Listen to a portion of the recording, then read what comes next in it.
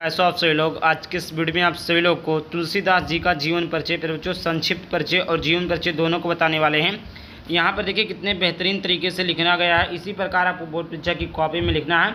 आप लोग वीडियो को लास्ट तक जरूर देखना। मैं एक एक पॉइंट को समझाने वाला हूँ कैसे आप बोर्ड परीक्षा की कॉपी में लिखेंगे जिससे आपको पूरे के पूरे नंबर मिले। जी फिर बच्चों आपका एक भी नंबर नहीं कटेगा, ये मेरी 100% की गारंटी है। आपको 2026 की बोर्ड परीक्षा में और जितनी भी बोर्ड परीक्षा हैं सभी में इसी प्रकार बिल्कुल आपको लिखकर आना है।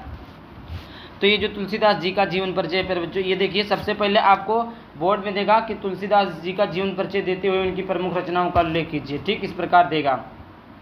यह आपको देगा निम्नलिखित में से किसी एक कवि का जीवन परिचय देते हुए उनकी प्रमुख रचनाओं का उल्लेख कीजिए। तुलसीदास सूरदास जी का दे देता। तो आज के इस वीडियो में हम आपको तुलसीदास जी का जीवन परिचय लिखना बताएंगे। जी फिर बच्चों तुलसीदास जी का जीवन परिचय लिखना बताएंगे कि किस प्रकार आप तुलसीदास जी का जीवन परिचय आसान तरीके से लिख सकते हैं। तो सबसे पहले ऊपर आप हेडिंग डालेंगे तुलसीदास। क्या डालेंगे? हेडिंग तुलसीदास डालेंगे। फिर उसके बाद में जीवन परिचय डालेंगे। क्या डालेंगे? जीवन परिचय हेडिंग डालेंगे। और जो यहाँ पर रेड लिखा है इसको आप ब्लैक से करेंगे। क्या करेंगे? जीवन परिचय आप डार्क पेन से आप कोई भी डार्क स्केच ले लीजिए, कोई भी डार्क पेन ले लीजिए, उससे आप हेडिंग डाल लीजिएगा तुलसीदास। उसके बाद में लिख दीजिएगा जीवन परिचय। और आप उसको अट्रैक्टिव बनाने के लिए इस प्रकार डिजाइन भी बना सकते हैं। इससे नंबर नहीं कटते क्योंकि मैंने खुद अपनी बोर्ड की कॉपी में बनाकर आया था। और यहाँ पर सबसे बड़ी बात जो ये रेड पेन से लिखा, इस रेड पेन के यूज आपको बिल्कुल नहीं करना। इसके स्थान पर आप ब्लू भी कर सकते हैं, ब्लू या ब्लैक पेन के अलावा कोई भी चीज़ नहीं किया जाता है।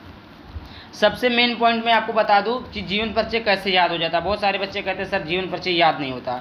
आखिरकार हम जीवन परिचय कैसे याद कर पाएंगे? देखिए जीवन परिचय याद करने के लिए ना फिर बच्चों जीवन परिचय सबसे मेन चीज़ ये होता है कि आप उसका संक्षिप्त परिचय याद कर लें। बिना संक्षिप्त परिचय याद किए अगर तोते की तरह रटते चले जाएंगे तो आपको जीवन परिचय नहीं याद होगा। आप काम क्या करिए, सबसे पहले संक्षिप्त परिचय तैयार करिए। संक्षिप्त परिचय में कुछ होता नहीं है फिर बच्चों, जैसे जन्म, जन्म स्थान, पिता माता, बचपन का नाम, भाषा शैली, मृत्यु, प्रमुख कृतियाँ, इन्हीं का जीवन परिचय नहीं। तुलसीदास सूरदास एनीवन किसी लेखक किसी कवि का जीवन परिचय आपको याद करना है तो सबसे पहले आपको तैयार करना होगा उनका संक्षिप्त परिचय। अगर आप संक्षिप्त परिचय तैयार कर लेते हैं फिर बच्चों यकीन मानिए कि आपका जीवन परिचय 100/100 तैयार हो जाएगा। क्योंकि यही संक्षिप्त परिचय जो होता है वही जीवन परिचय में लिखा होता है। बस ये शॉर्ट फॉर्म में होता है, वो अपनी भाषा में अपनी लैंग्वेज में लिख दिया जाता है जिससे वो आपको बड़ा लगने लगता है। तो आइए यहाँ पर देख लेते हैं सबसे पहले क्या संक्षिप्त परिचय। संक्षिप्त परिचय में जन्म जो हुआ था सन 1554 ईस्वी में, विक्रमी संवत में सन 1532 ईस्वी में हुआ था। जन्म स्थान जो है राजापुर गांव चित्रकूट में हुआ था। पिता का नाम जो था आत्माराम दुबे, माता का नाम हुलसी, बचपन का नाम राम बोला, भाषा अवधी तथा ब्रज, शैली छप्पे दोहा चौपाई कवित सवैया आदि। मृत्यु सन 1680 विक्रमी सन 1623 में। प्रमुख कीर्तियाँ या प्रमुख रचनाएं रामचरितमानस, जानकी मंगल, दोहावली, गीतावली, पार्वती मंगल, रामलला, नहछऊँ, रामाज्ञा, प्रश्न आदि। ये आपके क्या है रचनाएं, प्रमुख रचनाएं। अब देखिए इसमें इसी प्रकार सारे लेखक शेरे कवि का आपको यही चीज़ सेम रहेगा, यही चीज़ सबका सेम रहेगा। यही चीज़ें आपको सभी कवि सभी लेखक का जीवन परिचय में तैयार कर लेना है। इतना चीज़ आपको तैयार हो जाता है तो आपको समझ लीजिए कि जीवन परिचय रेडी हो गया। अभी मैं बताऊंगा, देखिए जब जीवन परिचय आपको पढ़ाऊंगा, जब जीवन परिचय में आपको बताऊंगा ना तो अभी दिखाऊंगा कि यही सारी चीज़ें उसमें पूछा गया। अब आइए देखते हैं हम, ये तो था तुलसीदास का संक्षिप्त परिचय। क्या था बच्चों?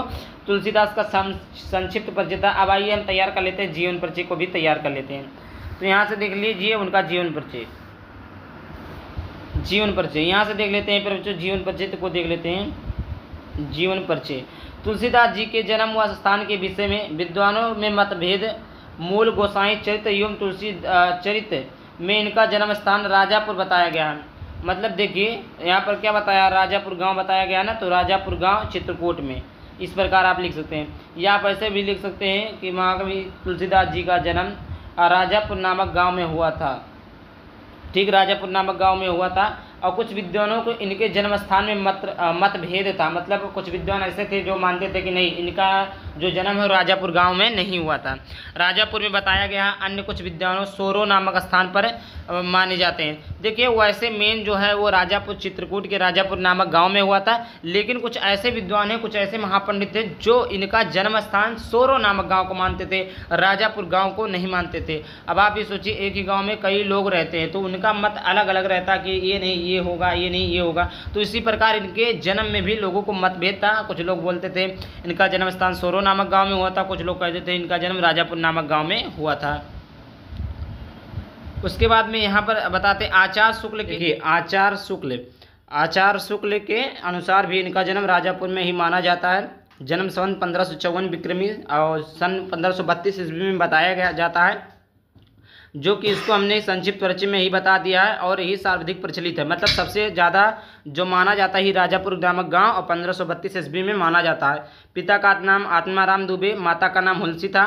जन्म के संबंध में एक दोहा प्रचलित है। देखिए सबसे पहली बात जो मेन पॉइंट है, अभी आपने देखा जो संक्षिप्त परिचय हमने बताया था, क्या क्या बताया था, जन्म, जन्म स्थान, पिता, माता, बचपन का नाम, भाषा शैली, मृत्यु, प्रमुख कृतियाँ, ये जो चीज़ें हैं इसमें देखिए हाईलाइट करके लिखा गया। वो चीज़ें ब्लैक पेन से, जैसे जन्म स्थान राजापुर, सोरो, राजापुर, संवंत, सन, माता का नाम, पिता का नाम, माता का नाम, इस प्रकार हाईलाइट करके आपको भी लिखना है। इनके जन्म के समय एक दोहा प्रचलित था। दोहा क्या है, 1554 बीसे कालंदी के तीर, श्रावण शुक्ल सप्तमी, तुलसी धरो शरीर, ये एक उनका दोहा था। फिर उसके बाद में है बचपन का नाम राम बोला था। राम बोला क्यों था, क्योंकि जन्म तो दांत भी थे और मुंह किससे राम निकला था। देखिए इनके जन्म के समय ही 32 दांत मौजूद थे और इनके जब जन्म हुआ तो इनके मुख से राम नाम का जाप होने लगा, राम नाम की स्तुति होने लगी, तभी से इनको राम बोला कहा जाता है, क्योंकि राम का नाम शुरू से ही बोलने लगे थे। और इन्हें राक्षस समझकर इनके पिता ने त्याग दिया था।